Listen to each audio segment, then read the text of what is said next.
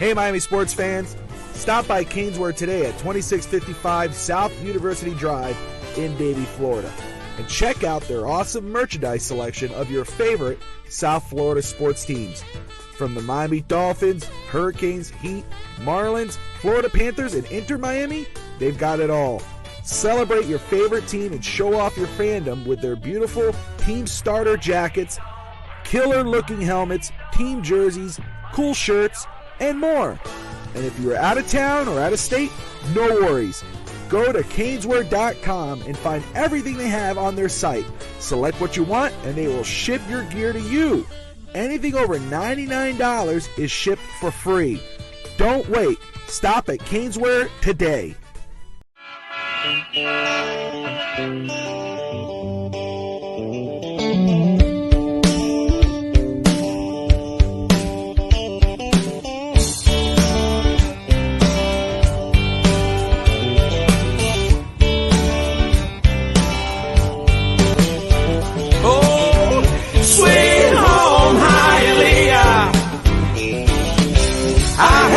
Traffic, but I love you. Ahora de Cuba la Bella, del Palacio los Jugos, los chicharrones.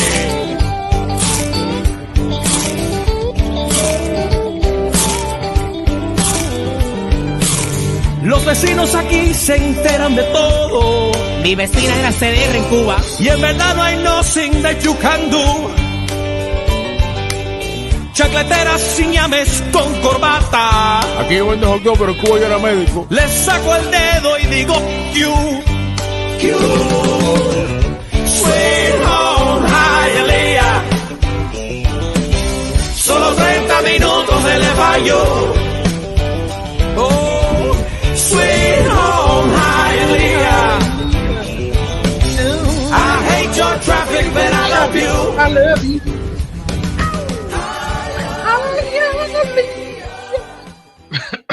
Damn. Jesus Christ. Hello, everybody, and welcome. This ain't no American Idol. Hello, everybody. Welcome to another episode of East 10th Street Boys, straight out of Hialeah, special edition episode because the Dolphins schedule was officially released just within the past hour. We're going to get our live instant reaction. But before we do... Yeah, it's on purpose. It was on purpose. It was on purpose, Tati. We know. We know. Thanks for ruining the magic of the show. You know, just like you've ruined the magic of our marriage. I'm just playing. Wow. Anyway, Wow. Starting early, brother. We're starting early. Alex, I know you're tired. I know Yes, you've man. been busy this week, my man. Besides that, how the hell are you? I'm doing good, alive. That's the reason I'm tired. But getting a lot of things done. It's getting really hot here in Miami. It was pushing 100 degrees today, so you felt the heat radiate off the asphalt. So I'm pretty sure, I don't know how is it over there in Tennessee, but here, man, is hot. At least the Panthers, we lost yesterday. It was a close game. Harrison was there. Oh, he was there. He was there live. Yeah. Amazing, He called bro. me before the game. Sent It me a was an video. amazing game. The I atmosphere blame there him. is I do electric, blame bro. him for the For loss. For sure. You know, Yeah. I think we would have won that game if he wasn't there. But it's what it is. First Panthers game in the playoffs, and he goes and he blows it for us. You I'm can always saying, count on him. just stay home, bro. Just stay home. Look at that. This is beautiful. It was 60s and cloudy, then it got sunny. That sounds marvelous. Marvelous. Yes. What's up, Scotty? Marvelous. Cat for life in the house. So excited to see everybody popping in here. Again, watching East 10th Street Boys straight out of Hialeah on the Finch Talk Sports Network. Like and subscribe. As you can see, got that new look. Finch Talk Sports area is growing. It's a little bit of evolve. I love the look. I'm excited for this. We got some big things going on. I'm excited about what we're going on Saturday now. Not just Finch Talk today at noon, usually in the morning for me, but at noon. But now, No Holds Barred Wrestling Podcast, myself and Josh Kimmel at 8 p.m. Eastern. We had a great first episode last Saturday. We'll go again this Saturday night. It was a lot of fun. We're excited about what that's going to do. And a monsoon rode through today. Really? My goodness. But, man, the schedule came out. First off, let's just roll through some of the news in regards of Miami sports. As Alex has brought up, the Florida Panthers, they lost last night, so now it's 3-2 against the Bruins. Yes. I'm not really concerned. I think that they'll get it. They'll get one of the two and finish this off. Miami Heat a lot of noise, whether it's Donovan Mitchell, whether it's Bronny James in the second round, to try to whatever. There's a lot of going on there. The draft is not too far away. It's in June. The mock draft simulators are in full play. Got to look at some of those. Some people started bringing up a guy we brought up last week, Alex, Zach Edey. That kid, 7'3", 306 pounds. He said he's working on his 3-point shot. Saw some shots out, but you know how it is. I got to actually watch the film, see if he could execute that really. Yeah, of course. But it's starting to pick up, and I'm loving it. I love this time of year. I don't think that pick gets moved. I think the Heat are planning on keeping that pick, unless, of course, someone out of nowhere is really available. But they're not going to trade that for pieces. I think they believe in their scouting department. I think they believe in their developmental system that they're going to get some quality players, especially after they hit on not just one but 2 picks in the past 2 seasons. Let's see here. Very quick. Bronny James. Not a lot there in regards of tape on him, in college. He was kind of, he had his medical scare last year. Didn't really get much playing time. They don't think that you as Southern Cal, I think the report was that they don't believe Southern Cal used him correctly or good enough. Let's say if you're running your organization, if it did not mean getting LeBron James back or getting LeBron James on your roster at a discounted price, if it meant just drafting Bronny James to your roster, would you do it? Yeah, 100%. It all depends, obviously, where you're picking. And it's funny. I was actually texting Ralph this. We were texting back and forth, talking about Bronny, and I'm like, what a difference! And no pun intended here. What a difference 6-7 inches make, in regards to if Bronny That's what James. she said. That's what Bronny James. Obviously, he's been listed at 6'4" this whole time. He's really 6'1.5", 6'1", 6'2". So in this draft, which is predominantly weak up, in the top, this is a bad draft to be in the top 5, top 6. Don't get me wrong. You're still gonna get nice players, okay? Even one of my favorite players is still Topic. I this Rish. I don't know how you pronounce his name. The wing Rashir. I think his dad used to play in the league. Whatever his name is. There is some talented players in the top, and there's some people that are going to drop. I do believe this is the perfect draft to be in the late teens, early 20s, because there's more like balanced talent. There's more parity in this draft. Yeah. But Bronny, even aside from LeBron, this year, obviously, like you mentioned, the health scare, he is medically cleared. Obviously, that's why he's partaking in the combine. To get back into game shape after having a procedure done, it takes a while, okay? And this was his freshman year. I believe he was not used properly. But aside from the fact you remove his name, to me, he's still a 6'2" combo guard that is going to be great defensively. He can shoot the ball at a high rate, and he's unselfish. He has something to prove because he wants to prove his name, not only rely on his last name. He wants to be Bronny. That's why he doesn't go by LeBron James Jr. If you've noticed, like he's made it a habit always to be labeled Bronny James. Why? Because he wants to make a name for himself. And to me, one of the most amazing things is if you hear his interviews, is the maturity in his voice. Like he's a determined athlete, and he's very mature for his age. Obviously, he has the pedigree. He grew up seeing his dad go through it all, and don't get me wrong, his brother Bryce is going to be way better, and he's already 6'6", 6'7". So he has all the talent in the world. But in Bronny, you have someone that I know a lot of franchises are going to think automatically he's going to pack the G League arenas because he's going to play in the G League this year for sure, and he's going to continue to develop. But one thing about him, he's 6'1", 6'2". He's already 210. He's stocky. He's not one of these guards that you have to draft and you have to bulk him up. So I would not. There was very few organizations that I would want as his dad for him to be drafted. And obviously, LeBron being LeBron, I'm pretty sure his agency is gonna make sure he lands in the proper organization so they can develop him properly and let him flourish and use him the right way. Obviously, Miami being one of them. I would not be surprised if in the second round someone might get a little crazy and draft him too early. And I just hope it's not the wrong organization, unless the whole now LeBron going to the Cleveland game. He was there, so there's a lot of speculation there. Some people, they're talking about Dallas possibly moving up in the second round. There's going to be a lot of movement. Usually, these last NBA drafts have been pretty like dull in regards to trades, but I do believe this NBA draft is going to be trade heavy, and it's actually because I'm flying into the Lions Den in Philadelphia. So I'll be in Philadelphia for the draft because we're doing the AJ's college tour. So we're going from Penn State to Michigan and a few of those areas. So the actual draft day, I'm landing in Philadelphia in the morning. So I would like to actually, I might be on live if we do a show, which I'm pretty sure we will. I'll be on live from Philly. So Nice. There you so go. we'll see how that goes. Yes, See we how do that it just like the NFL draft. We do a live NBA draft. We got 2 days, which is Yes. kind of cool. I actually like that for NBA because Yeah. you're doing 2 whole rounds and it kind of gets. But here and really last year we didn't have to because the Heat didn't have it, but now we do. So we're gonna Yeah. have 2 days of draft. And it's gonna be fun. And you know what's crazy? They reversed it. I think for the second round, they're pushing the minutes to 4 instead of 2. I think, or maybe I read that wrong. They're trying to It makes no maybe sense they're trying me. to. It's kind of like the NFL draft. It kind of gets ridiculous. You really can. These teams make these picks early, Yeah. but they want to drown out all this revenue My as much God, as they man.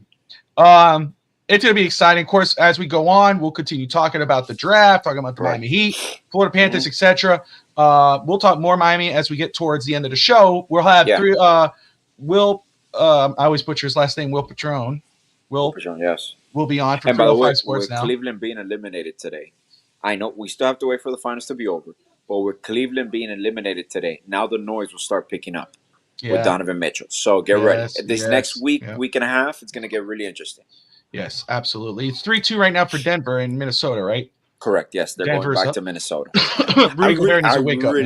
I really want both of those series to go to Game 7 because I do those too. are my favorite ones. Yeah, I really want that game to go to same Game 7. I want Minnesota to win. That's my personal preference. Yeah. But let's get into what we're talking about. Of course, once Will comes on, we'll get his live reaction. But we knew for a little while what teams Miami was gonna play. But like I told Fish Tank Hank on Saturday, doesn't matter what teams are going to play. It really matters what time we're going to play, what time of the day we're going to play, the schedule. Correct. If it's November, December, September, etc. Mm-hmm. Now we got that picture. Now it's clear. It's 5 prime time games Miami's going to play this season, and Miami struggles on prime time. But this is their time to prove it. This is their time to do it, and they're going to be fun games. I'm so excited to watch this team play. But let's pull this up here. The Miami Dolphins schedule, the release schedule here. Week 1, Alex, they go against the Jacksonville Jaguars, a team that, of course, is young, and growing and getting better every year. Mm-hmm.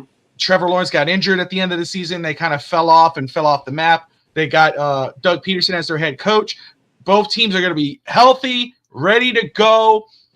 You could give me your predictions if you want. I'm holding my predictions until Saturday, at least, my early predictions. I'll give you, as you read the games, I'll give you my predictions. Okay. Since I won't be on Saturday. And I could give you, whether I believe win or loss, I'll give you my pushback and forth, whatever that may be, okay? That's cool. I like it.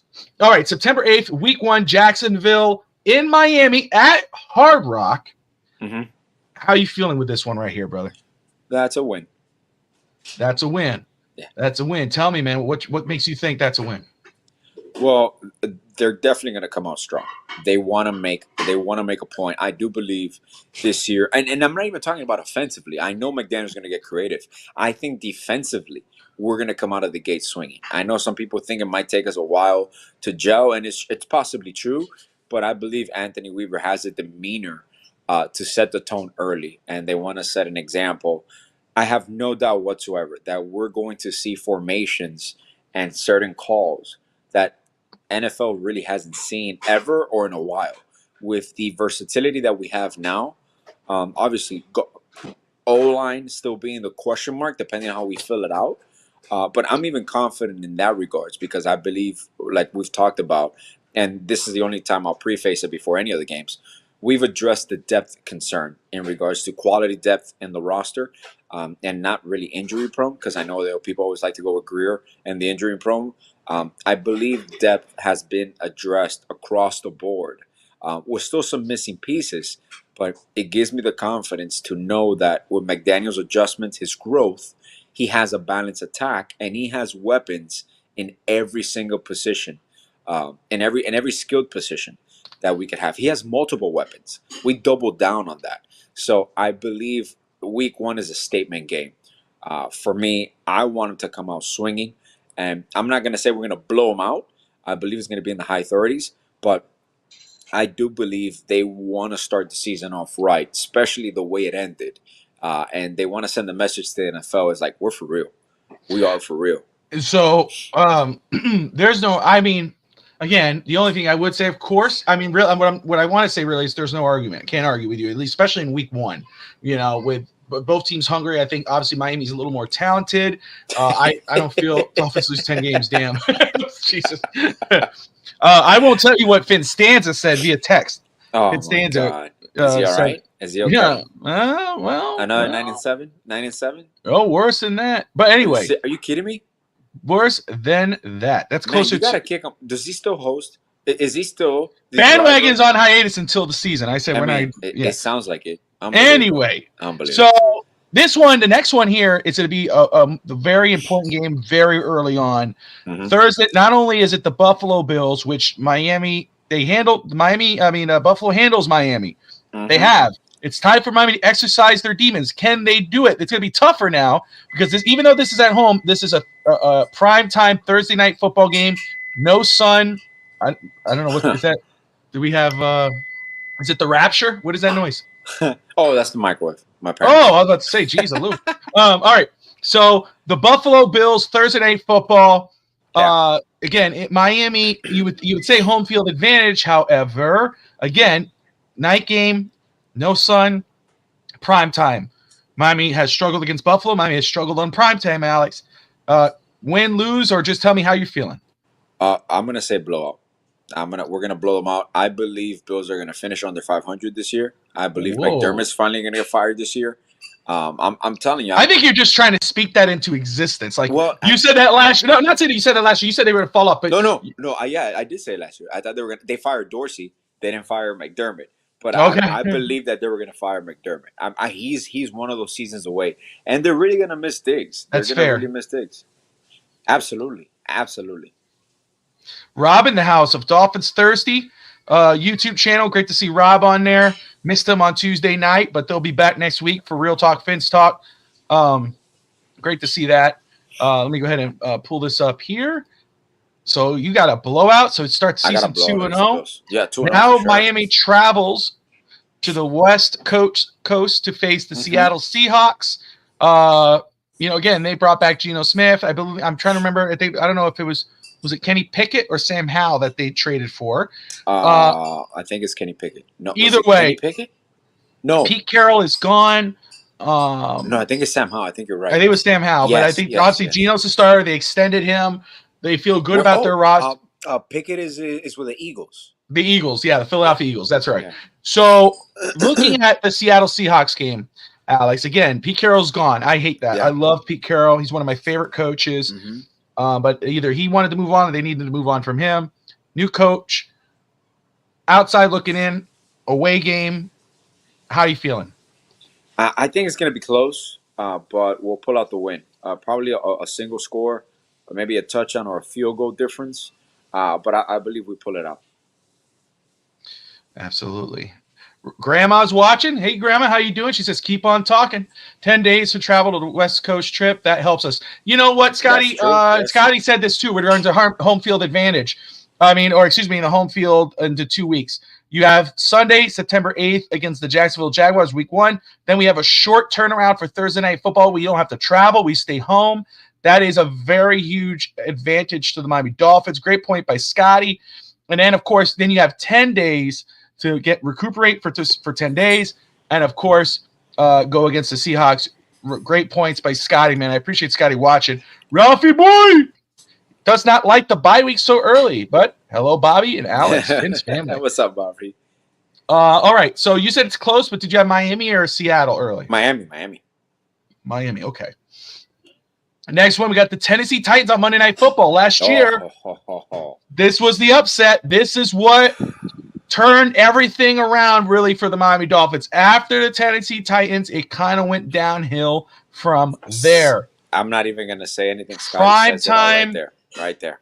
Monday Night Football at home Correct. revenge game, 4-0. A blowout. A blowout. Oh, blowout. This is one of another statement games. And you know what? I feel that we're going to see a difference this year. Especially, I mean, we have, you're going to get to it. We have a tough stretch towards the end of the season. We have a very tough stretch, beginning, I believe, with Green Bay. But I believe the point of emphasis this year is to not let those games slip away, which is a true definition of a championship team. When you win the games that you're supposed to win and you dominate, but you don't let those little trap games slip away from you. That's the difference between a contending team and a championship team with experience. So those are going to be the biggest difference that you see in McDaniel's play calling and all that too. And great point by Scotty too. And I know Daniel brought this up as well. If I didn't say hello to Daniel, hello as always. He knows that better. But the first half of the season looks very favorable for the Dolphins. It's the last half of the season, which is a very tough stretch of football. But let's keep going here. Let's roll. At New England, week 5. Again, Drake May was not my favorite quarterback coming out of the draft. He's going to struggle, guys. He's going to struggle. They got a new head coach, new culture. Is it a culture shock? Are they the Houston Texans from last year? We don't know, but the obvious says no. Alex, are you going to pick a shocker here? Is this an upset, or do you think no, we're going to go into the bye 5-0? We're going to go into the bye 5-0. 5 for sure. For shizzle. Let's go ahead and pull this up. What's up, Duke? Then we got the bye week. Ralph saying he does not like the bye week being so early. That makes a lot of sense. I feel the same way. Because again, later on in the season, you got the people are beat up. They got the injuries. You want to be able to have that week off to recover. Especially when you go in that final stretch, which Miami has struggled the past few seasons with that. But after the bye, we got in Indianapolis with the Colts, probably a returning Anthony Richardson. Hopefully he's healthy. Should be a fun game. It is away, Alex. Is this the first loss of the season? I think it's gonna get close, but no, I think we still pull it off. It's gonna be an entertaining game. So I do believe we're gonna pull that one off. All right, moving right on. Let's get to Arizona Cardinals at Hard Rock, Alex. That's another win for me. Another win. They drafted Marvin Harrison. Kyler Murray. They got themselves a young, hungry squad. But I think that might be a fun game. But you got it as a win. We'll roll with that. Now at Buffalo, it's a day game. It's November 3rd, so maybe the temperatures might be a little down. Yeah. It's starting to get to that stretch where we're going to be like, okay, you need to win these games. We're going into December. Do we pull it off? 8-0. Yes, sir. Okay, let me ask you this. Full disclosure now. Yes. Full disclosure. How much cocaine did you do before the show? Not at all. None at all, man. No? No, I really think we have a nice roll. If we start 6-0, 7-0, I believe we go on a roll. I'm honest with you. I don't believe we lose a game until maybe Green Bay against in Thanksgiving. Okay. And I believe that the stretch is going to get really difficult at that point. And I still believe we're going to pull some off. But I have us losing Green Bay at Green Bay in Thanksgiving. All right, let's move on here. So at Los Angeles, the Rams, Monday Night Football. Aaron Donald did retire. Matt Stafford is back. Puka's there. Cooper Kupp should be back as well. It is later in the season. Injuries might catch up. We don't know. But as of now, they did draft 2 of my favorite players. With obviously Braden Fisk was my top guy. Love that guy. And they got Jared Verse. I mean, holy crap. They're going to be a stellar team. I think this will be a very tough out, especially on Monday night in LA. How are you feeling on this one? I said another win. I believe we're going to win. I believe the Raiders. I honestly think the Raiders game is going to be closer than the Rams game. Raiders defensively are going to step up. I love that they kept Antonio Pierce. Their offense obviously is going to catch up a little bit. They need some continuity. But I do believe that we'll pull off the Raiders, and then we're going to beat the Patriots again. All right. So do you have us beating the Raiders as well? Yes. Okay, so let's make this clear. So 1, 2, 3, 4, 5, 6, 7, 8, 9, 10, 11, 11 and 0. Correct. 11 and 0. Yes. Okay. I agree with Daniel. Love the optimism.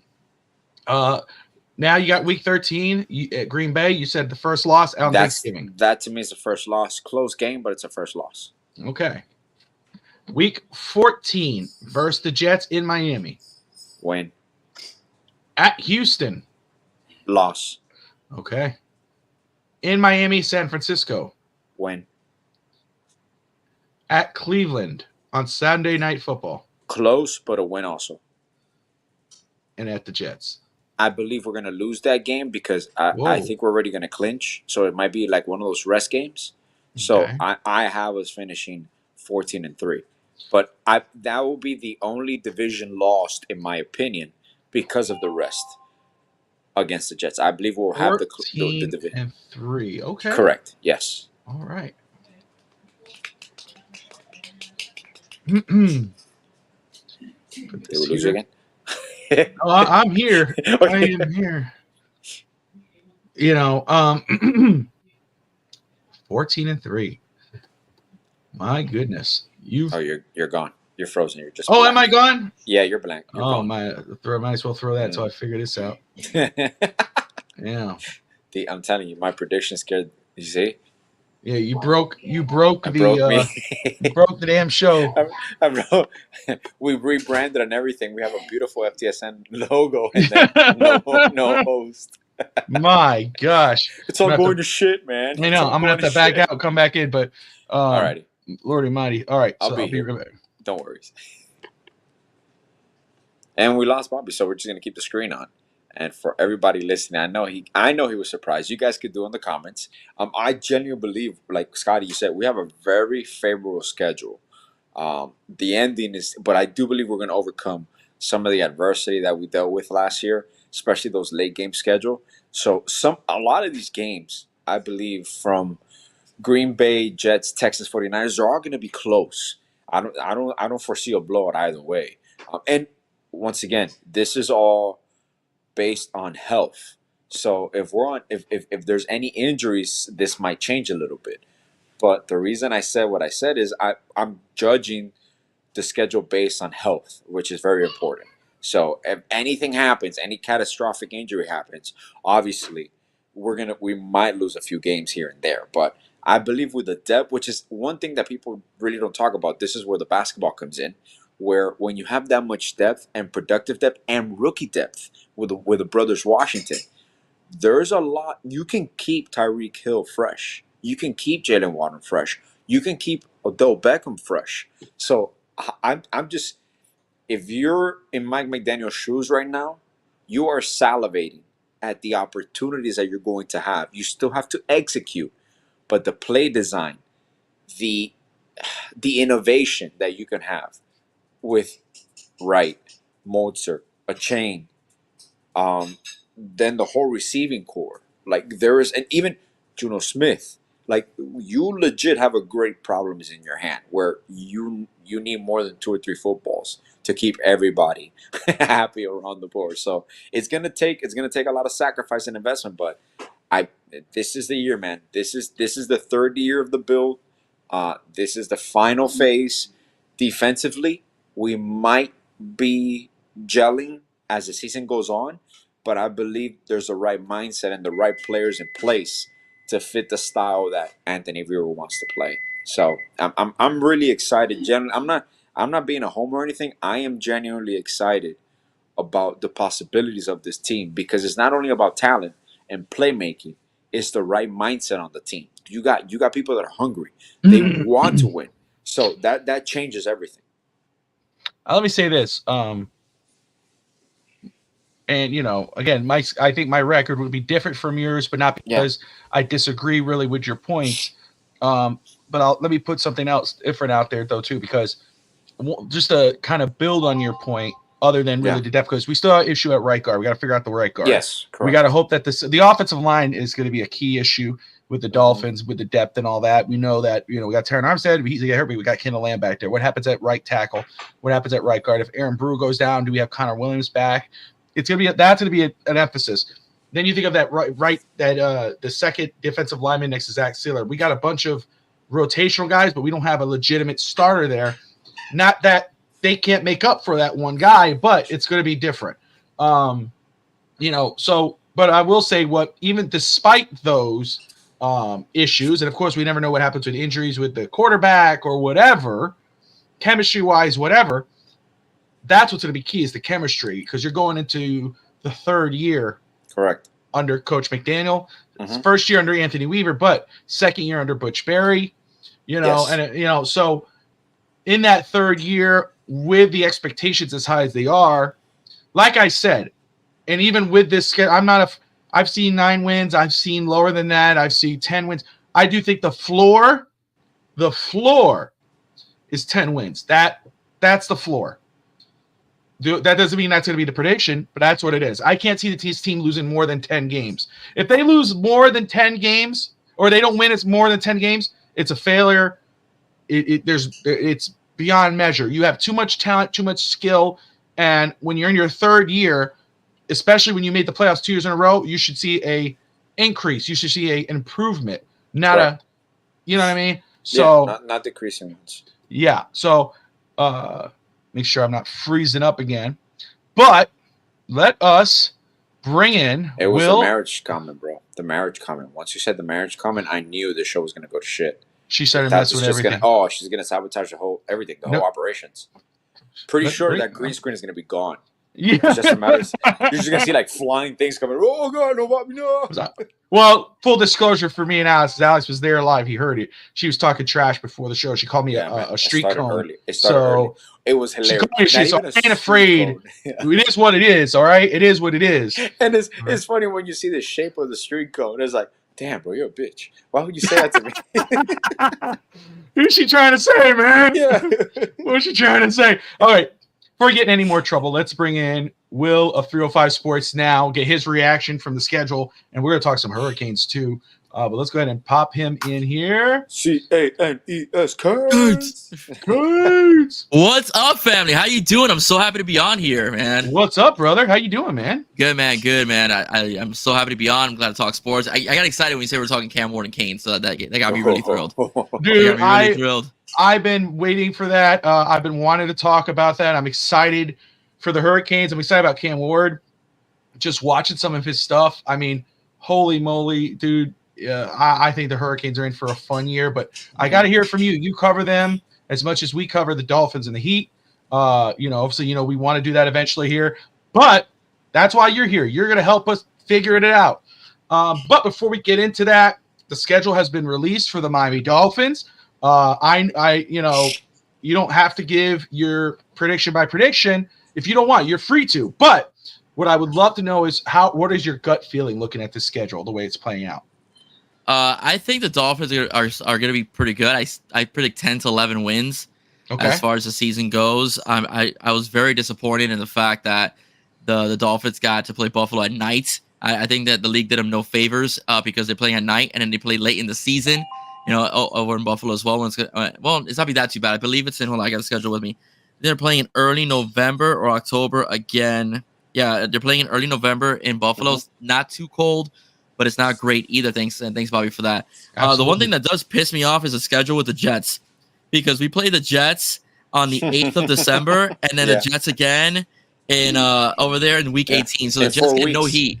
They get no freaking heat, man. That bothers me, bro. No freaking heat. So that really bugs me. I do think Jacksonville. I do think Miami could beat Jacksonville. They're at home. Buffalo. I think they'll beat Buffalo at home. I'm predicting it. I think the loss of Stephon Diggs is going to be much more of a pain to Josh Allen than people expect, because that was their deep threat. So I do see that happening. Seattle, I'm not 100% sure about that one. I'll give that one to Seattle because the traveling the West Coast is a pain for Miami. I think we get revenge against Tennessee. It's a home game again as well. New coaching staff. We beat the Patriots. New coach, new quarterback. We beat the Colts. We beat the Cardinals. I'm predicting that one as well. We lose to Buffalo on the road. Okay. The Rams 8-15. I think the Rams beat us. I think we beat the Raiders, beat the Patriots, Green Bay. That's a toss-up. Thanksgiving, not so sure. I think we beat the Jets, even with Aaron Rodgers at home. 100%. And yeah, with Aaron Rodgers at home. Houston over there. I gotta give it to Houston. San Francisco. Sorry, man. San Fran's too good. And Cleveland. That's a toss-up, but I think that's a toss-up. Very solid defense. Tua struggles. That's a toss-up. I wouldn't be surprised if you lose that game. I would chalk up to a loss. And I think we beat the Jets to end the season. So it's about 10-11 wins. I think I win over. No, and I think you bring up some good points. Cleveland, in regards to Cleveland, I don't know if people remember, but they had one of the top defense. I think they were the number one defense in the NFL last year, and they had a very good record even without Deshaun Watson at quarterback. Yep. So, that could carry over into this year. San Francisco, basically, again, it's the teacher versus the student. Shanahan versus McDaniel. Super Bowl contender. Like, if you got to prove that you belong in the playoffs, if you're going to prove that you belong in the conversation for the Super Bowl, you need to beat the contenders, and that right there is that contender. Yeah. So that a lot of good points too. I mean, the Monday night, any of the primetime games is like kind of a nerve wrack for me. It's kind of like, because Miami struggles with that. I agree with you on Buffalo week 2. That's gonna be tough because it's Thursday night football. It's early on, everybody's healthy, but how much did the Stephon Diggs trade impact the Buffalo Bills early on? And how much does the acquisition of Odell Beckham Jr. impact Buffalo's coverage?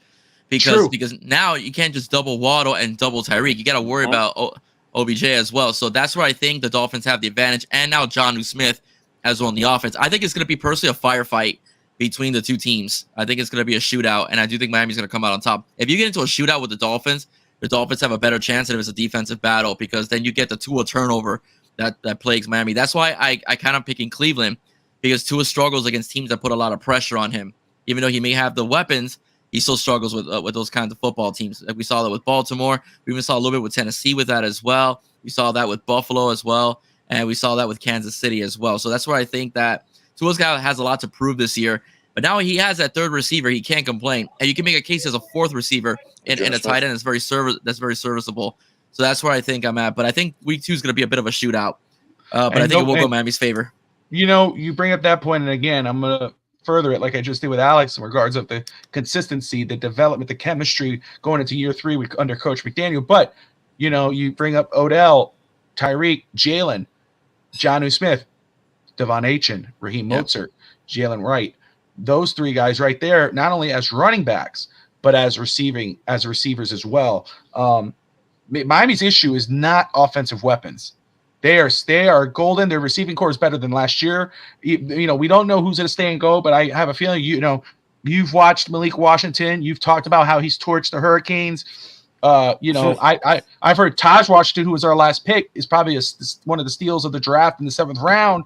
Do they make the roster? But either way, if they do and don't, people are hyping him up. And again, with or without, especially now with Odell Beckham, you have a better receiver room than you had last year. I think Charles Davis says it's the number 1 receivers room in the NFL. So you think about that. There's no issue with offensive weapons. It's the protection that becomes the concern now, where it's like, okay, how many games are we going to get Armstead? We got Kendall Lamb back there. If Kendall Lamb goes down, do we trust our rookie tackle Patrick Paul to come in and start right away? You want to be able. We know watching him that he's a project. He's 6'7", 300 some odd pounds. He has the size. He has look. I love what he's doing in rookie camp. But what's the benefit of drafting him in the 2nd round is you got Armstead, you got Kendall Lamb. You let him sit for a season, learn under those guys, learn under Coach Barry. So that way next year when he comes in and replaces Terron Armstead, you're set. But what happens if he goes down? Who's going to cover for Austin Jackson? Are you comfortable with Eichenberg being your right guard? Right now he's penciled in. No one is, right? Driscoll's the next option. Aaron Brewer. We know, we're like, a new piece. We're excited. But we know what Connor Williams was. Despite the snapping issues between him and Tua, we know that after the snap, he was one of the best centers in football goes down to an injury. We saw how much that impacted Miami. How much does it impact going forward if he's not the starting center, if it is Aaron Brewer? So that's the question mark. And of course, that's the same question mark that we've had year after year after year. You have to trust the coaching staff. You have to trust your general manager because he says, hey, you're more worried about offensive line than we are. Fair game. You call the shots. That's what you're getting paid to do. Cool. I like Butch Berry. I like what he was able to do last season. I trust that he's going to get these second-year guys under his term better. But that's the wild card with this offense is your offensive line, because if that struggles, then your quarterback's going to get hit. You brought it up with Cleveland, the Cleveland matchup with the pressure on Tua. If that breaks down, Tua's going to be pressured. Then you got those turnovers, you got those mistakes, and God forbid you have the injuries, because we have no one. Alex brought it up earlier. Depth is beautiful across the team. We could look at the roster and go, man, okay, I love the guy behind here. I like the guy behind here. I'm okay with this. I'm not okay with that. What we're definitely not okay with is the backup quarterback situation. Because if Tua goes down, are we really that comfortable with Mike White back there at quarterback? I'm not. So that's where I stand on that. I love your points. I think it's absolutely fair. Alex, you want to say something? Well, I want to see what you just mentioned. I know we're pretty set at the backup quarterback position, but I want to see after the preseason if there's any surprise cuts where we come in and swoop up a backup QB. But I think they're comfortable with Skylar Thompson. But if any other option becomes available, I highly doubt any. It has to be kind of like one of those disgruntled, or not disgruntled, but you prefer like a veteran quarterback that maybe loses out on a QB battle, that wants like a change of scenery, or they grant him a release to play with a contender or something like that, because that's the only scenario I see. Otherwise, you're going to go comfortable with the quarterbacks you have, because you're already used to it too. Yeah, and you think of like what Jeff Ireland used to say, those acorns. And, Miami has that money coming off the book June 1st. Yes, correct. Have a lot of money. So, and again, correct. They might sign a guard, but they may say, okay, we're not going to sign anybody else. We're going to sign our rookies. And then hold that money for when, and of course, when the Tua extension does come, and it will, whether people like it or not, is what it is. Gets you more cap space. Get a little bit more money. And then when you got those offseason cuts where we're like, man, we still need that good third safety, or man, we need that, whatever. Oh crap, here you go. We just picked up a guy. Or hey, you know what? We don't have a legitimate backup quarterback, or one that we're comfortable with. Who could that be? Okay, and we just picked a veteran up. To throw it out to you, Bobby and Will, it's quite comical at the time, because I remember we mentioned it. The outlook of this offseason with our cap situation. If you would have seen the draft that we would have and the personnel that we've signed and still be under the cap, would you have believed it months ago? And everybody was freaking out. What are we going to do? There's no way around this. And we kept saying over and over and over, the cap is just an illusion. Like, if they have a plan in place, they'll get to it. Like, just let it happen. Let it play out. Let free agency happen. Let the draft happen. And no one could have envisioned because, like you've mentioned before, we've always been that one trick pony where we sign a free agent, a massive free agent, to cover this and that, blah, blah, blah. And during the draft, I believe genuinely, if this is true, where I believe this is the first draft that Greer and McDaniel were completely on board and just drafted with what they truly want, obviously taking into account the scouts, the personnel in the front office, et cetera, et cetera. This looks to me like a draft in a free agency period where we're comfortable with who we are. We're comfortable with what we're building. Let's go for it. Let's add the pieces that we want to add at the cost that we want to have it.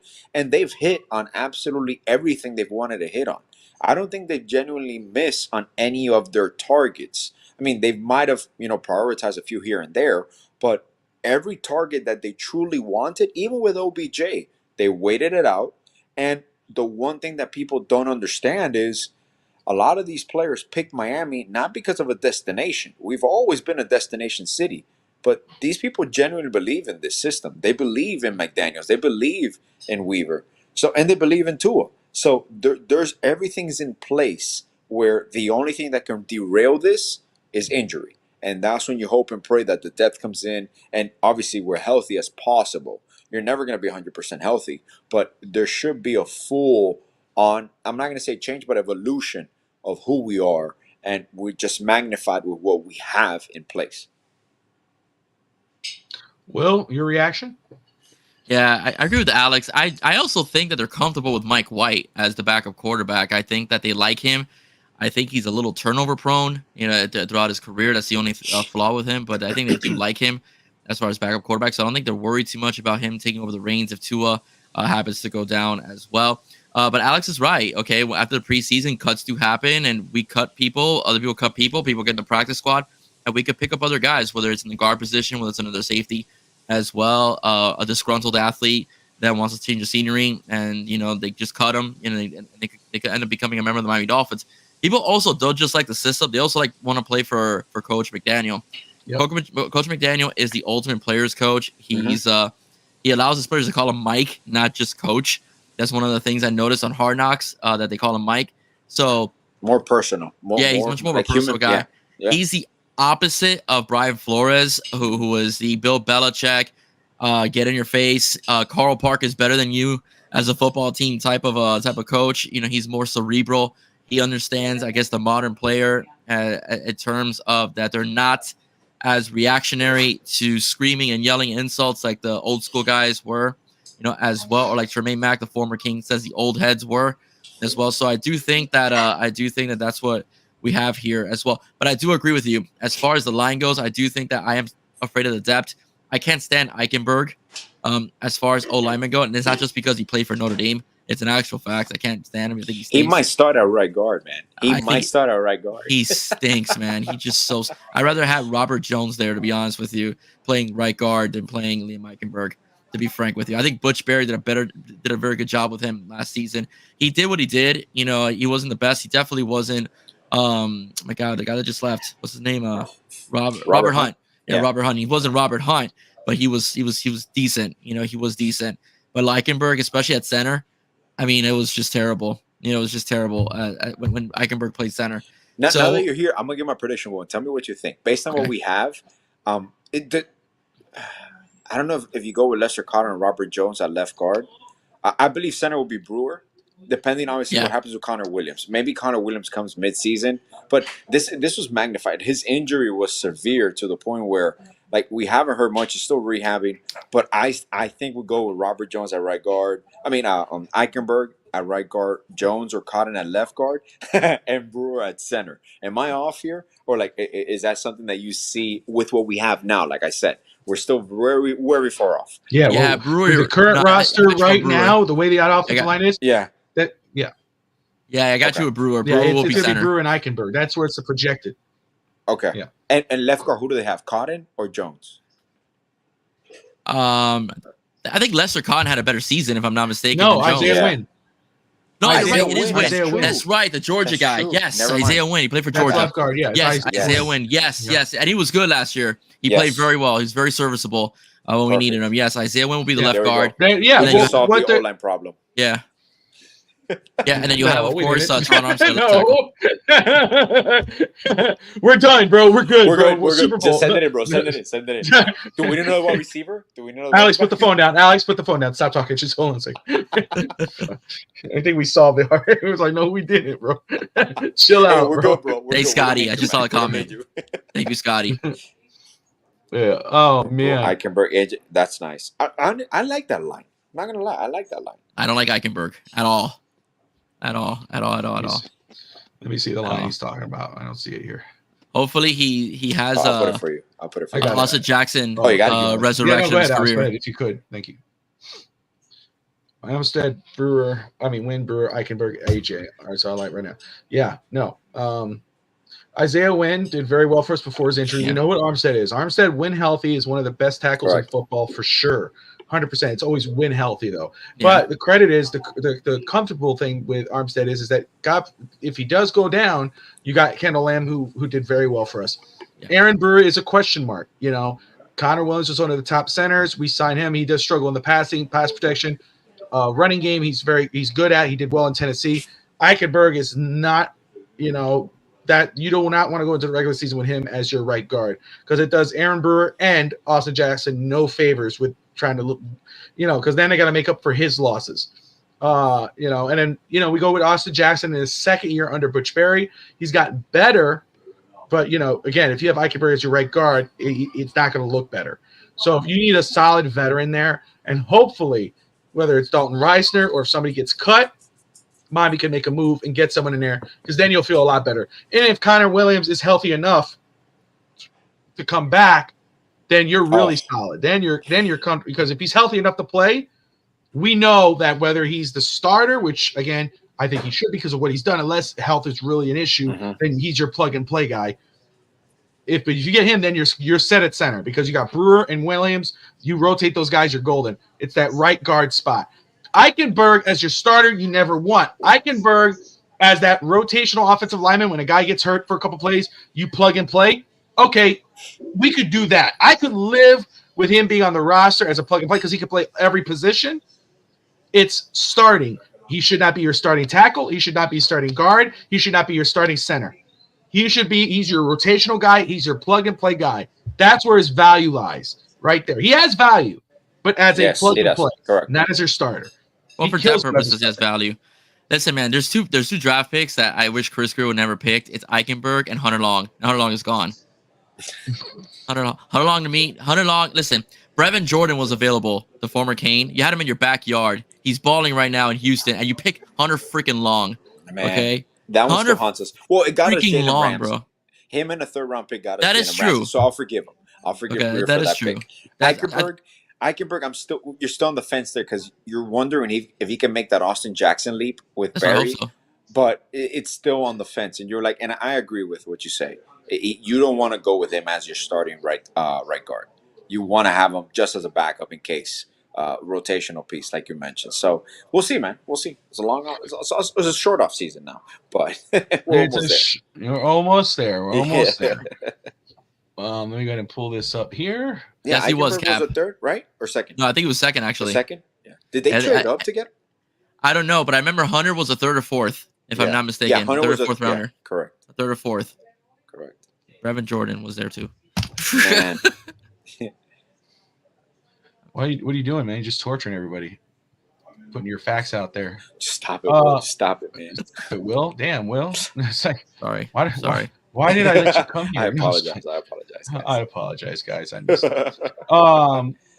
Make sure. That's by the ghost of Finstanza. Oh gosh. Again, I mean, he better hold true to. I don't have my phone with me, and I'm not gonna reveal what he was saying. I'm gonna let him say. Yeah, I don't believe in that. Hey man, I had him on my show. He's a riot, man. I enjoyed talking to him. So Evan's a great dude. I love talking to Evan. I love talking to Evan. He sticks to his point, man. He does. He really sticks does. to it. We passed on Javonte Williams-Raga, but yeah, I know. I know. But what can we do? Hey man, I'm just waiting for McDaniels when he lines up a chain, McDaniel, a chain, Mozart, and right out there with Hill and what. Like it's gonna be. I'm telling you, it's gonna be a fun. Again, it's gonna be a fun. Like this draft was the first draft that I do not get out trying to convince myself, or the first draft in a while that I try to convince myself that I like it. There's always that. Because it's your team. You're like, okay, I could see this working out. I could see this. We did that a couple years with Channing Tindall. We did it with Cam Smith, and we'll see what happens with Cam Smith this season. But you come out and you make excuses as to why it's going to be good because it's your team.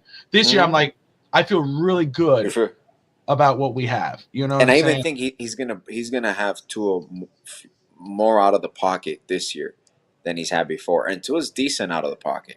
So I'm just excited for what he has in store. I really am. Because I don't feel this is going to be a gimmick offense. This is a legit, powerful, high-octane offense that you saw last year. As the season went on, we kind of wore down a little bit with injuries. I don't feel that we have that drop-off this year. I genuinely do not. It could be the depth pieces, and obviously it's going to partake to injuries and health, but I believe there's not a fall-off. And people are going to adjust, but we're going to be able to counter immediately because we just don't have one or two playmakers. We have legit playmakers across the board. So yeah. All right. So let's get into. He has the hat on. He's ready to go. We got to talk about the U. It's the Dolphins are not the only football team in town that we want to touch on. South Florida has a lot of good teams that that's fun to watch. There's no doubt. I don't want to just say. I mean, it's the growth at those FAU, what they've been able to do. Credit to them. But Miami Hurricanes, that's where the heart is. So I wanted to touch with Will about the Hurricanes because again, that's his bread and butter. He covers the Hurricanes. He has great guests. I mean, you just had some talk about this past week, man. You've had some awesome guests on, no? Yeah, I had Alejandro Solana from WQAM, the Hawkman and Crowder show, with his brother Danny. Yeah, we broke down the Heat season, both the Heat season, playoffs, and the aftermath of what's to come. A couple days ago, so please check that out. It was a good conversation. Danny and Alejandro are the nicest guys in the world too. Danny's been on your show as well, so it was great. Danny's great awesome. Man. Danny's awesome. He's really cool. I had the You Heard boys on last week. Joey and Polk. We went over the Canes D-line, and on Thursday night live, I'm announcing it here, live, I'll be having Benny Boondocks, Benny from the You Heard podcast. We're going to be breaking down the wide receivers of the University of Miami. Nice. Pretty busy. Yeah, you're keeping it busy, man. I got to respect that and love that, man. Appreciate it. Yeah, you guys, and if you haven't yet, I'm sure you have. If you haven't, I'm disappointed in you, but you can make it up. Go to 305 Sports Now right now. After the show. Don't do it right now. After the show. Don't cost me a viewer. No, after the show, go and subscribe to that channel. Hit the notification buttons. Sometimes there's live shows, recorded shows. I love it because the recorded shows I like because they fall like if I'm working, I could just pop it in and listen to it as it's going live. But let's move on. Let's talk about the Miami Hurricanes. We'll touch on Cam Ward first. Let's touch on him. Obviously, was a successful quarterback last season. I was trying to find my notes from earlier, but I don't. That's okay. But successful quarterback last year. He goes into the transfer portal. Before he even got into any team, they were saying he's a possible Heisman candidate, or a Heisman winner candidate. He decides on the Miami Hurricanes. Before talking about his impact on the Hurricanes, talk to me about him as a quarterback. What do you think of him as a quarterback? And then tell me what you think of what type of impact he could have on Miami. As quarterback, he's a beast, and he's a total opposite of Tyler Van Dyke. Not to bash Van Dyke, but he's an absolute in-your-face leader. Okay, Van Dyke was more of the reserved, quiet. Okay, you messed up, pat you on the head, go sit down type of guy. This guy will talk to you and we'll go over why you ran the wrong route and why he threw the pick, or if it's his bad or not as well. Pretty solid pocket presence despite the fumbles. I want to let the audience know because it's going to come up on the chat room. He fumbled a lot at Washington State. His offensive line, he ran for his life a lot, okay, when he was over there. Hence the reason why he fumbled. He's got the top line in the ACC protecting him, according to pundits and Pro Football Focus, and a top 10 offensive line in college football per ESPN protecting him as well, despite losing guys like Matt Lee and Javion Cohen to the NFL. Miami has built a depth in offensive line. Cam Ward, I saw him in the spring game. Absolute beast. He has good connection with Xavier Restrepo. If you thought Restrepo was a beast last year with Van Dyke, he's going to put on a show this year again with Cam Ward at the helm. Jacoby George as well is going to eat.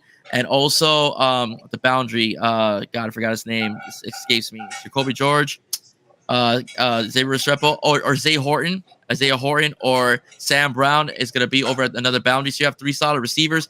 The tight ends were used in the spring game as well, so get ready because the tight ends are sick. Riley Williams. Elijah Lofton. Learn that name. Bishop Gorman. He could run the football. You could line him up as an H-back. You could put him at tight end.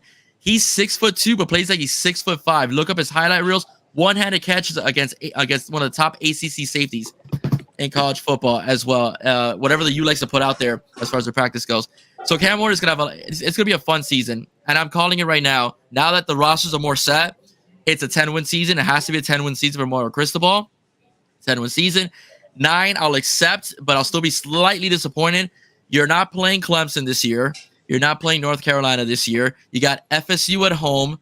You have FSU at home. You have Virginia Tech at home as well. Okay, you should be pissed off at Georgia Tech, so you should be able to beat Georgia Tech even if you're going on the road as well. And you're playing the Florida Gators on week 1, where sloppiness will come into play, so you're getting them at a good time. Miami is a 2.5-point favorite in that game. I do think the Canes could beat the Gators and start the season 4-0 based upon playing teams like Ball State and FAMU and so on.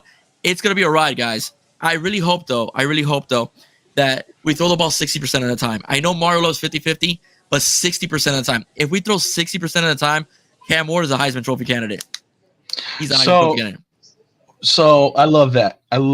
You know, like you said, Florida, ABC. We know that's going to be on primetime TV. It's going to be exciting. It's going to start the season. You got Florida A&M. Again, if you could beat Florida, you're starting off exactly the way you need to start off. That's your first hill. I love that it starts like that. Get over that first hump. Then, of course, upsets happen all the time. But you got Florida A&M, Ball State, South Florida. Then you got Virginia Tech. That one there, that's the one you got that little hiccup there. Yeah. Cal, Louisville, Florida State, Duke, So you got 10 wins. At least is that your floor? You got like 10 wins. They have to win at least 10 games. 10 wins. I'll tell you what, they have to win 10 games. Manny Diaz won 9 games the second year with Derek King at quarterback. 9 wins. The only reason why they lost that bowl game was because Derek King got hurt and they brought in N'Kosi Perry and they almost won that game. They won 9 games. They beat Florida State. I believe they beat Florida State that year. They beat Florida State that year. And they lost they could have won the ACC. Or they could have gone the ACC championship game if they don't let North Carolina run for like 5,000 yards in that game. Okay, and the Rock. They could have gone to the ACC. That team is not remotely near as talented as what Mario Cristobal has right now on his roster. True. Okay, not even remote. Damian Martinez at the time, the top running back in the transfer portal. Yes. I was just going to ask you about Damian Martinez. I was going to ask you about him and his impact, what you think he could do. Does he start? Yes. For sure. He starts. Yes. Talk to me about him, man. Damian Martinez, hit me up. Get ready. Okay. I gotta go Ric Flair. This is Damian Martinez. He's going to run the ball up the middle. Woo! He's going to run guys over. Woo! He's going to be faster than some people you think. Woo! If you try to tackle him high, he's gonna go woo woo woo. That's gonna be Damian Martinez, all right? Awesome, bro. 6.1 yards per carry last season for Oregon State. 6.1. Can you imagine what the offensive line that he has now? And the wide receivers and a mobile quarterback. 6.1. He ran at Oregon State. Okay, he is going to beast this year. Beast. Okay, absolutely beast. Of course, we love Mark Fletcher, but this gives an opportunity for Mark Fletcher, who has a tricky foot injury, to get healthy. The Canes have a very good running back room. They have Damian Martinez, they have Chris Johnson, they have Crease Willie Humphrey, who by the way was called a Hellcat and ran for like 2,000 yards over at Deerfield Beach. The only reason why he was a 3-star and a 4-star because he went to Deerfield Beach. Okay, that guy's a 4-star if he's an STA. Jordan Lyons coming in as well. That's another mini Mark Fletcher over an STA. The running back room for Miami is absolutely insane. Okay, insane. And that's without Mark Fletcher. Okay, so Damian Martinez is going to absolutely ball this year. Because and that just makes Cam Moore's job a lot easier because draws the defense in because oh my God, Damian Martinez, and then pew pew pew pew, like Kevin Beers says in practice, we're going vertical, folks. We're going vertical. Finally, again. I love this. This was that part was awesome. I didn't know Damian Martinez was open. I'm glad you brought him up because I saw he made the transfer. I was reading up on him. I loved what I was seeing. I was like, okay, I'm going to bring this up. I knew obviously I was going to start with Cam Ward because it starts and ends with the quarterback. Yeah. And obviously this is probably the best quarterback we've had in a long time. He's an alpha. He's a leader. Let me ask you this. You say 10 wins. The 10 wins is the floor. They have to win at least 10 wins. You say 10 wins is the floor. Okay. Does this team have a legit? Now they've expanded the playoffs, right? Is this year this starting? 12 teams, yes, 12 teams. Mm-hmm. Do you think there's a legitimate chance Miami could be in this playoff? If they win 10 games, yes, because they will be competing for an ACC championship. Okay. I predict either against Clemson, probably Clemson, or possibly even North Carolina. Who knows? North Carolina, I think might have a drop off because I really don't like Max Johnson. He's the transfer from Texas A&M. He left when Jimbo was fired. No, or at least I think it was him.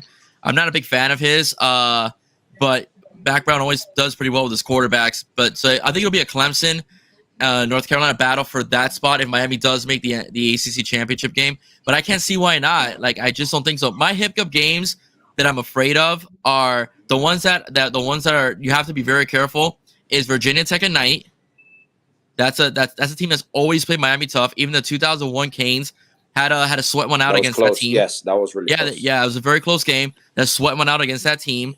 Okay, and it's also a night game, and they always play us tough. Doesn't matter who the head coach is. or how bad or good the teams are. They always play us tough. And at Cal game, okay, believe it or not, Cal sucks. Let's get it twisted. But they have a very good running back. His name escapes me.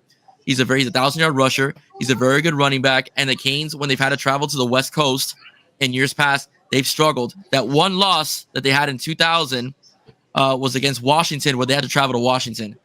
And they had that one loss. Okay, so instead, I remember them going to the West Coast too much ever since the Canes joined the ACC. So that's what I'm worried about, is them going to California because of jet lag and whatever the case would be. Right, so that's the one game I'm worried about. And Vatek.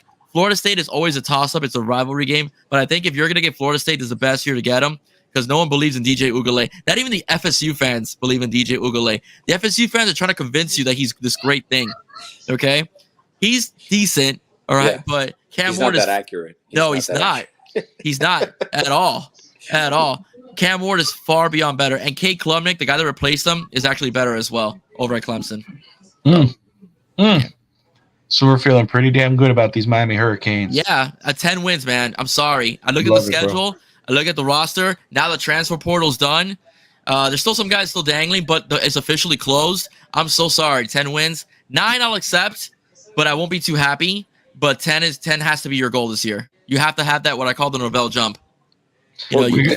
This is where you get your return on the investment on Mario Cristobal. Yeah. And he told you it was going to be tough.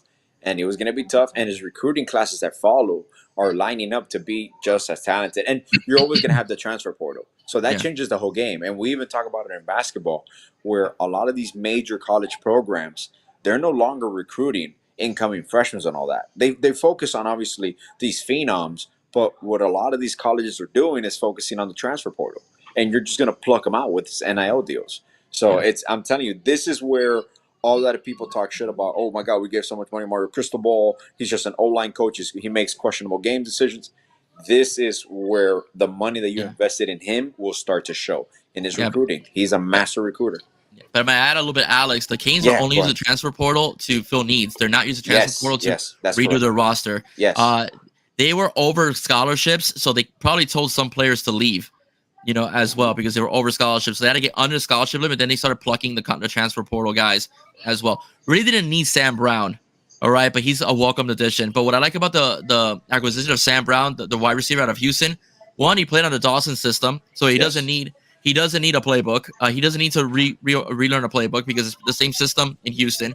That's one. Number two, if Jacoby George decides to slap another player like he did a couple times last season, now he's going to the bench because you have a 4-star, 5-star that can bench you, that can replace you as well. The linebacker position, Jalen Alderman was a nice get, as well as depth, as experience. Now you could bring in later on your sophomores to come in to become juniors as well. So they fill in needs as well. We lost Matt Lee. We picked up a center. Antonio Tripp is not ready yet, they say. We pick up a center. So Mario's is basic needs. Cam Ward is here because we invested way too much last year in Tyler Van Dyke. We didn't get a legit number 2. Guess what? We got a number 2. Now we have a solid number 3. And guess what? We got a decent number 4. And guess what? Luke Nickel, class of 2025, state champion out of Georgia. The next great Cane quarterback. And he's all in. Yeah, so you're feeling pretty good, man. You're feeling damn good. I am. I am. I love it, man. 10 wins. Okay. 10 wins. There you go. 10 wins. There you go. Let's hammer it down. I trust you. I'm looking at it here. I don't, what's it? 12 games in a season, right? We might even go 12-0. Yeah. We might even go 12-0. I would love it. You pull West Virginia off. Florida State. Florida State. Florida. No, not West Virginia. Virginia Tech. Sorry. Vatek, yeah. Vatek, sorry. I call him Vatek. Yeah. Virginia Tech, Vatek. Get it together, Alex. Get it together. I'm sorry. It's funny, now that you say Vatek, I still remember watching Michael Vick play. Oh, man. Those were the days, bro. You knew you had no chance whatsoever. I'm so happy Reggie Bush got his Heisman back. Yeah, so am I. I'm so happy he got his Heisman back, dude. That dude was to me. I mean, you just talked about Michael Vick, but Reggie Bush First off, when he was a Dolphin, I got so excited. I was so happy, and he was for the 2 years that he was. I think it was 2 years, or I think it was 2 years. He had great years with us, man. He did actually. We played him at running back. We didn't play him a gadget player. He was a running back, and he was solid. Yes. But he was maybe the best college football player, one of especially, arguably the best in the ever. He was so fun to watch, dude, out of USC. Let me pull this up here. I have it here. Perfect. All right. So, you know how we do it. We do random questions. We do different things. Maybe we'll do a random question here or there. But I wanted to do some weird news. I love doing that. And I was trying to look up Florida. And, of course, then, when you type Hialeah news, you got murder and this. And, oh, geez, I want to see all that. I'm like, I want to make this lively here. Except, God bless, to this. But I saw this, and I was like, I got to talk about this. So let me open this up here, or I guess I'll have to look it up. Open hyperlink. I don't need that. All right. So from clickorlando.com news, the main headline is Florida skunk ape reported across the state. Here's where it's been cited. Where I-4 meets I-95, it's a hotbed for skunk ape sightings. First of all, you guys still live in Florida. I grew up in Florida. I've never heard of a skunk ape. Never. Before I go on, have you ever heard of a skunk ape? Okay. No. I don't know what it looks like. Never. Okay. I would say, honestly, it looks like a Sasquatch. I don't know why they just don't say that. Why the Bigfoot, Florida Bigfoot? Okay, I've heard. I know what a Bigfoot is. I know the story of a Bigfoot. Why we gotta call it a skunk ape?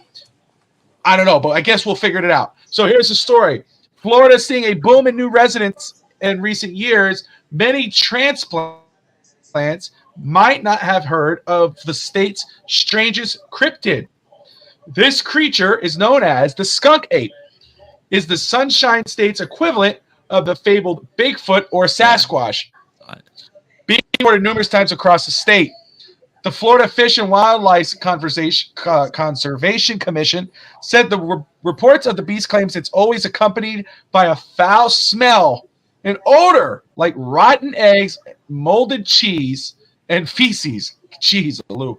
An FWC spokesperson told News 6 there is no direct evidence that it exists, though its origins could stem from people mistakenly identified wild hogs or bears. Despite that, many have touted its existence. They ran a poll. Have you seen a skunk ape? 26% says yes. No, 56% said no, and 18% says I don't believe in it. Where it's been spotted. I don't believe in it. I love that option. yeah. Hey, you know what? At least they have that option there. I don't believe in that. So, according to FWC, 3 of the most recent reports of skunk ape sightings have come from the following locations: July 2020, Naples, Collier County; January 2021, Inverness, Citrus County; and February 2021, Seawalls Point, Martin County. Is there any actual photo evidence of it? So I'm going down. There's a picture here. I'll tell you now. See, however, Dave Shealy, the founder of the Skunk Ape Research Headquarters in Ochope, told News 6 that there are other locations where sightings are far more common. And what he is holding up in this picture, an alleged skunk ape track, which looks like a giant foot with 4 toes. What I would say is more of a what do you call this? A Bigfoot type of thing. Okay.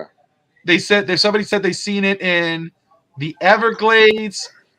Let me see if I could. Oh wait, here we go. The blurry. Okay, according to Shealy, he managed to capture footage of a skunk ape in the Everglades back in July 2000. The video later became viral. The blurry, grainy footage, why not, shows a dark bipedal figure in the distance striding through tall grass of South Florida landscape. Shealy claims this footage is of the fabled skunk ape, though it's far from definitive proof. Let me see. I'm gonna press play.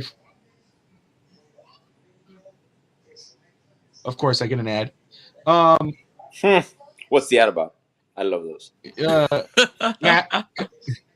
University of Phoenix. The animal, it's running in about 2 feet of water. It's running as fast as a deer. Oh, there it is. Let's see. On 2 feet of water. Yeah. Let me see if I could. Forgive me. Let me see if I could do. Well, maybe not. So, man, they have the state of Florida. They show you where the hotbeds are. If you're going on I-4 and you hit I believe I-95, make left, go north. Right there at the end of I-4 corridor, where it hits I-95, is the real hotbed of activity. It has been for the past few years. I'm about to say seasons, like it's sports. So that's your weird story today. First of all, I love, I'm big into the paranormal and the cryptid. I love watching stuff like that. I have never heard of the skunk ape. I don't know why they always call it Bigfoot, but I know you guys have not seen it. I know you guys haven't seen it. We all haven't seen it. We've all lived there. Alex and I have slept in the woods. We were Boy Scouts growing up. Camp Lone Oak, so many other places. I've smelled some funky. We saw a lot of stuff. We smelled some funky stuff. We've been in the Everglades, multiple times in Florida. Yeah. Never seen a skunk ape. But let me ask you this. I'll start with you, Will. First off, have you ever been in the Everglades, and have you ever smelled something that smelled like bad eggs and feces?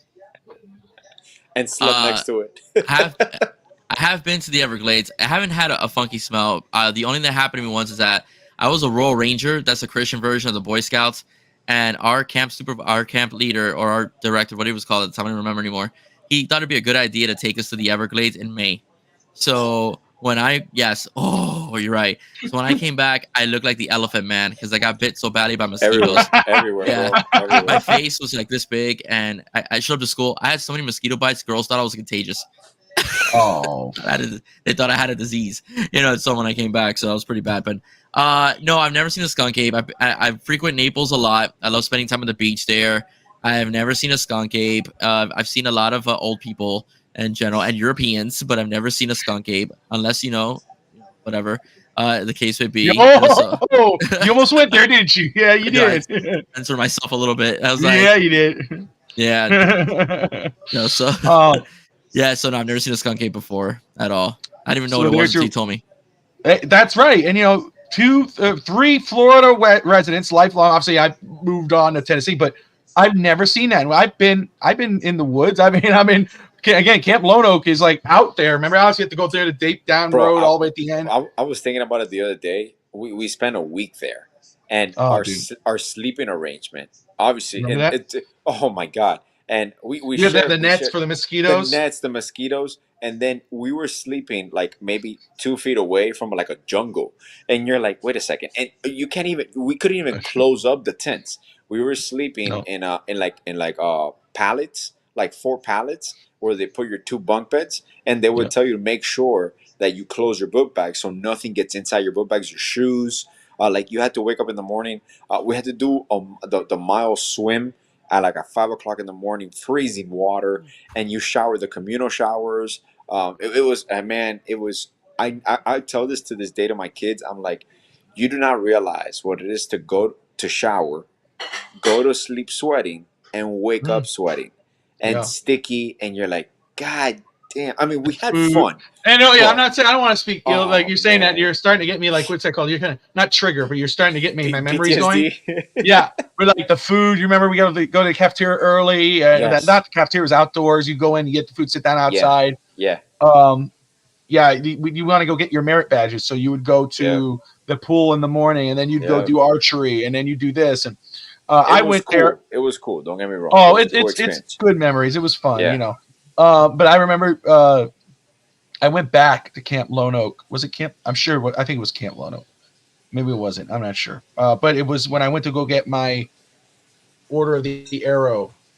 Oh yeah. Order of the Arrow, and Yeah, and my mother recently, well, a few years ago, gave it back to me, so it's somewhere in storage. But it was like one of those. It's one of the high ranking things, and it's a very prideful thing. But you go there, you have to like spend the day, and you don't eat. You gotta, you can't eat. You gotta be like out in the, whatever, and do different things. And they give you basically what you're eating is only like the broth of the soup. Dude, I made it up until the end, and I almost passed out. They put me because it was too much, But I passed it, which was great. Those are fun memories. Those are memories you look back on. You probably be like, ugh, back then, but you look back and you go, damn, It was fun. But again, like you say to your kids, you will never know, what that was. The thing that killed us, it was like the middle of June, July. So that's when you said the Everglades in May. It's like I don't mind doing those camps like in September, October, because it gets really chilly. It's cool. You're outdoors. You have your campfire. Perfect. But man, remember, and even at night, we would cook the food around the campfire. Yeah. That was always the best. Was the end of the night.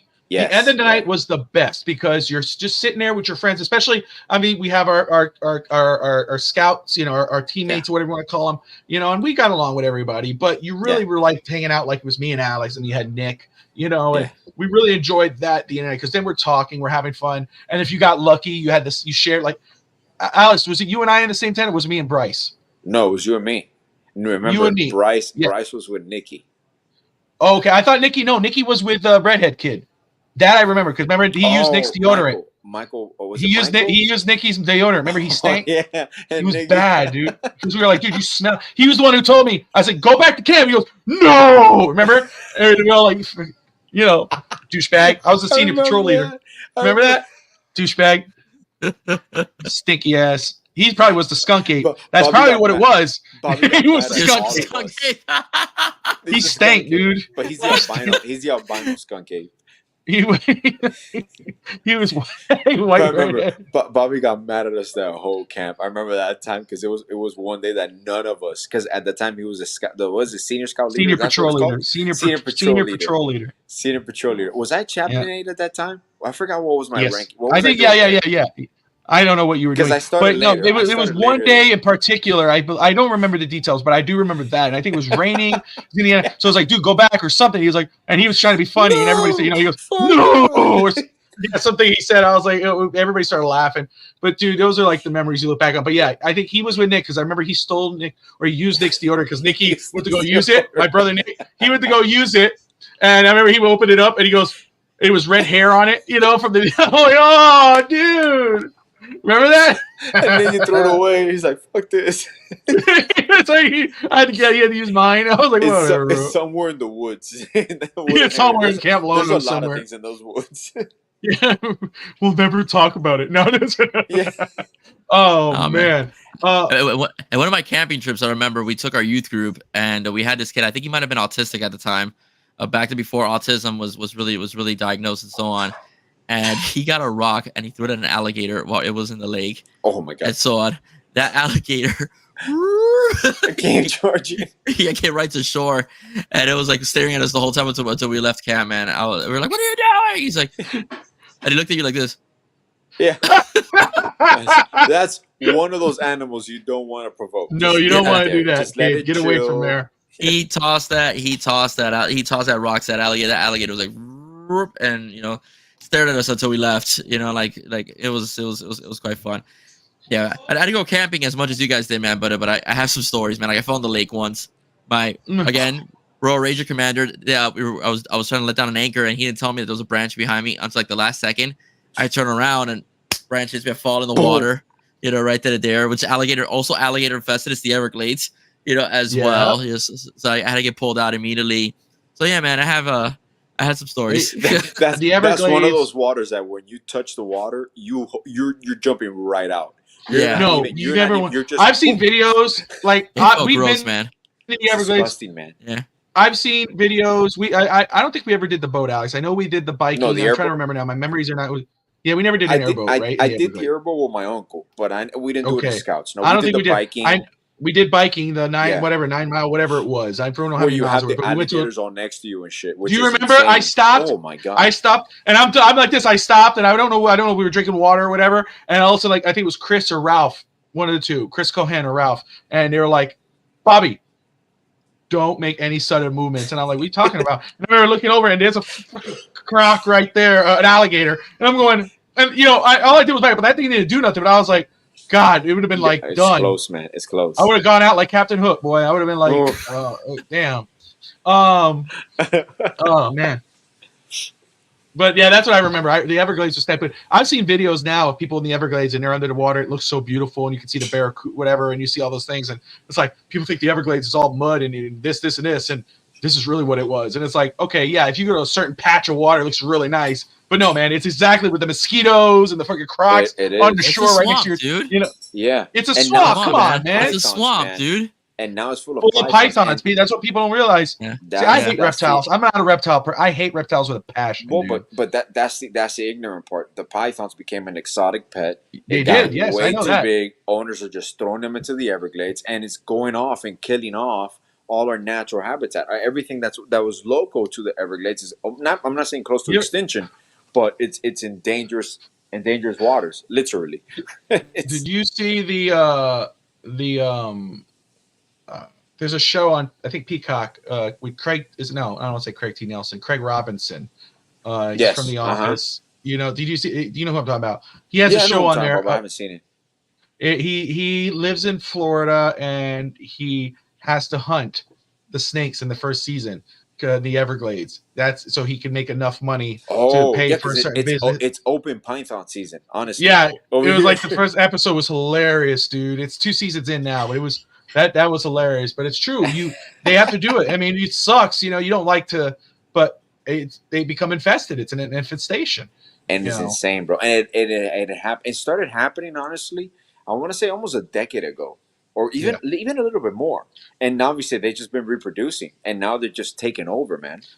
Yeah, it's a point where it's like, hey, and they even go to people. They go to. I saw a video, and even though again I hate reptiles, I'm not a fan of reptiles whatsoever. Yeah.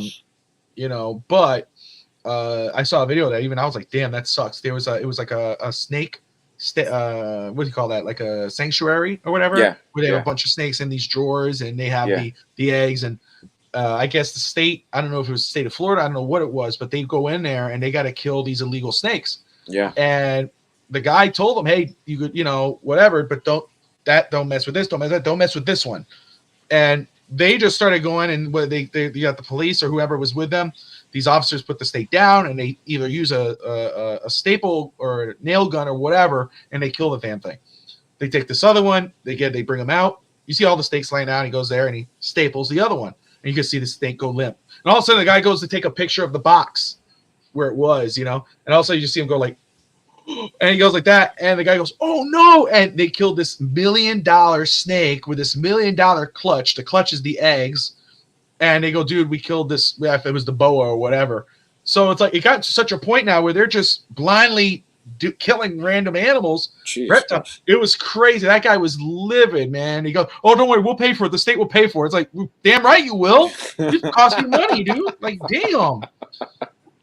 I mean, I didn't mind it. I mean, I don't like snakes whatsoever, but it's just me. Do you know that's one animal? I'm not scared of any animal, but the snake for some reason, I don't know if it's an inherited thing. That's the only animal my dad's ever been scared of. But I just don't like anything that drags itself on the ground and is that size and can kill you just by squeezing you. Like I have a thing. I don't know. It's like that's. No, I just don't like snakes. I think they're some of them have nice colors, but they're not. Some of them are beautiful, yes. But I have no interest in it. Like, and none the at all. cobra to me is awesome. It looks really cool, but it's like, I don't. That's not a pet to me. And I've gone to a lot of homes where I have a lot of clients. Whenever I start seeing those lights and like a bunch of little aquariums areas, I'm like, oh my god. And he's like, hey, do you mind? I have a reptile room, and I'm like, dude, as long as I don't mind them. As long as they don't get out of their cage or anything, I'm good. And I'm talking about like boas and all that. I'm like. Oh yeah, dude. It's like, I'm not gonna measure that window. I've seen horror video. I don't want to say horror video, but horror video to me that where like they come out of the toilet, and they're like you see the head, and that's always not my fear now. Like I have to like I'm always like nervous. Yes. I'm always worried. Like if you're just sitting there, you're looking at your photos. I'm like, it's gone. It's gone. Why is it so? It's so long now. No. It's we got to cut off. No, you don't. Yeah. Go ahead, Will. You be quiet. Probably saying this was a mistake. No, definitely not. Definitely not. For you. You know, it's funny. I used to be afraid of raccoons, man. I used to be afraid of raccoons. Yeah. I used to actually be afraid of them. When I was at camp, again, I went to the garbage can to throw something away. One popped out at me. You know, I was about to, he looked at me straight. Yeah, I've kicked the shit out of a raccoon once. I mean, really? like a field goal kick. I can't get near them. Well, it came like with you. It was in Winter Springs, Alex, in the Serenity at Tuscarora, where me and Davey used to live, and me and Tot lived before we moved to Altamont. And I was taking out the garbage. Walk to the garbage. Yes, and I was walking to garbage. Tati was home, and I remember I told her, and I was walking, and I threw it in there, and I saw them. They were walking out, and it's like this one was stalking me. You know, it was kind of. All of a sudden, I started running, and I punted the shit out of that damn thing. They made it sound like. I was like, you mother. I was so mad. Somebody probably thought I was arguing with somebody because it started going off. My father's accent started coming out. Fuck you, you motherfucker. It started going off, and I got home and I told Tati, I was like, holy crap, I just kicked the shit out of a raccoon. I'm like, bastard. It didn't. They all ran away, but that's funny you say raccoons because that's another one. That's one of those animals. Like I've seen videos where people are loving and it's like all sweet, and I'm like, no. You. I don't want nothing to do with that. I just like the little bandit look. Yeah. That's like Incredibles when Jack fought the raccoon. And that raccoon kept coming after him. I'm like, man, that raccoon is tough, bro. The kid sets himself on fire, laser beams him, and so on, stretches out, turns into metal, and the raccoon still keeps coming. I'm like, man, that's one tough raccoon. Oh, I just saw Ralph. Yes, I did cut my hair again. Yeah, it's just still the. Hold on, let me see. Let me see if you can see right here. Got that Jey Uso look going. Yeah, man, you do, bro. Yeet. Yeah. He doesn't know who Jey Uso is. Yeet. No idea. Yeah. So you got to catch up, man. That's wrestling, dude. Roman Reigns' cousin, Rock's cousin, Jey Uso. Came out raccoon. Yeah. California was funny. It's so funny. Now that you say that, I have not watched wrestling, I want to say, in 20 years. And it's so funny to me when my son is the one that updates me on what's going on with wrestling. And then I kick back and I'm like, I remember... because we used to have like choir practice when SmackDown was on Thursdays. I remember recording SmackDowns on the same VHS and playing it when I got home and making sure that I record a little bit more. I would set my TV for like 5 or 10 minutes more just in case it went over because you never wanted to cut it off. Remember that, Alex? I remember that. I remember you used to tell me that because that was an advice you told me. Just put a little over. Yeah, sometimes it rolls over. But no, I was listening to some today because obviously, again, I'm doing No Holds Barred now on Saturday nights at 8 o'clock. So, and we're going to do a special episode next Saturday because they have King and Queen of the Ring.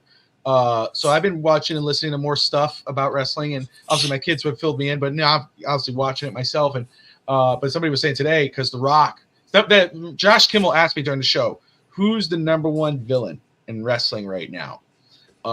And who did he say? I'm trying to remember who he said. Either way, I said it was The Rock. The Rock right now, even though The Rock is even out of because he's back in Hollywood for a little bit. He's still living up to his character. He tags Final Boss, says, Cody, I'm going to beat the shit out of you when I see you. He is full. He keeps it alive. Alex, now's the wrestling is back to what it used. It's a lot of fun. It is so much fun. You just sit back, especially sit back with your son. Like legitimately, obviously when you're watching basketball, whatever, you start to analyze it a different way. But just to sit back and watch it and go, oh God, are they going to do it? And it's just it's what it is. But The Rock, to me, is the best villain. And again, like I was saying, No Holds Barred, 8 o'clock Eastern on Saturdays with me and Josh Kimmel. It's a lot of fun. We got a lot of great plans. Some news coming up, but I'll hold until it's official. So it's just been exciting. But wrestling's been fun. Let me ask you guys this before we wrap it up. We're almost there. We're at that at the end. Did any of you guys see, I don't know if it was in Florida, but did any of you guys see the Northern Lights phenomena? No, I didn't see it. I did not get to see it. No. I didn't see it. I heard about it, but I didn't see it. Did you know about it? I heard about it because I heard about it too. I didn't get a chance to see it. So I was at home, and I didn't see anything in the sky, So anyway, I was in my room, and the Nashville severe weather, which I follow for the tornadoes and stuff like that. The guy said, hey, look, if you look up right now, you can't really see with your naked eye, but if you put your phone up and you snap a picture, you'll get it.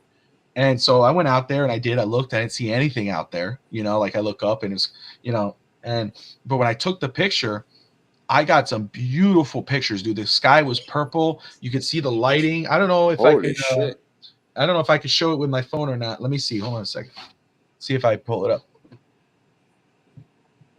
And he gone. Is he gone or? No, it's just he's trying to get the phone because he's doing the show through the phone. So Oh, I'm pretty sure I he wants to see. probably see if he could put it up. Oh, I see. He should be hearing us. Bobby, can you hear us? Nope, he gone. Oh, he's still there, but not. Look at that. Yeah, I saw the Northern Lights of Flanagan's. Those are the best lights, man. I was at Flanagan's a couple days ago. It's freaking awesome. Oh, can you please look? I always tell this. It's funny. I'm like, I've never had. Don't get me wrong. There are some Flanagan's locations before that were a little iffy because the food quality wasn't the best. Sometimes they were changing the chef. But have you ever had a bad food experience out of Flanagan's? I can't remember one. No. Because even if the food was a little cold and it was packed, like it was still great, man. Yeah. It was great. Yeah. Like I had wings and the wings were really good. Man, they're the best. Wings were fire. Yeah, they were fire when I had them. I think I've had everything in the Flanagan's menu. Actually, I might be missing. If anything, I'll send it to you guys, but just if you could see Holy it. Shit. That's nice, man. Yeah, you can see. You can kind of see it right there. Yeah. I'll send it to Alex. I'll text you. Yeah, I'll send it to you via Twitter. That looks beautiful, and it's insane that it's not visible to the naked eye. That's insane. It's crazy, dude. Like, I mean, let me send it to your phone right now, Alex. That way you see it live, and because I was like, I got addicted to it. So I was like, I took like a bunch of those. I was out there. They said, "Oh, you might see it again the next day," and I went. I was like, "No, you ain't. You ain't see shit." But, you lie. You lie. You lie to me, man. And of course, you see more defined images. Let me go ahead and send that. Now, you know what I really want? I want the picture of you taking the picture of the sky. So I wish this was recorded, but that's random.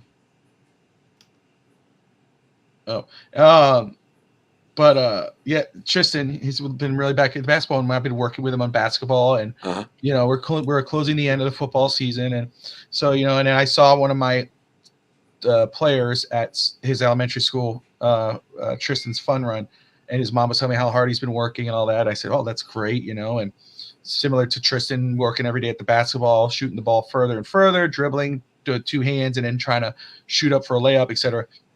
So just like, Dad, let's play. I mean, I don't want to play that. Come on, Dad. So, all right, you want to play? Okay, we'll go. I said 5-0, but then I realized I gotta bump it up to 10. Let's go 10. Yeah. And at first, the first game I just had fun with it. I started shooting it and having fun with it, making it. Second game, I was like, okay, no, for sure. Let's go. And he was doing good. It was 3-0. I mean, I'd like go a little slower, and I would like do a turnaround, and so he would go and shoot it in, and two hands, try to lay it up, and really get in. All of a sudden, I was like, I'm gonna try this. I haven't really tried this. I'm gonna be a little aggressive.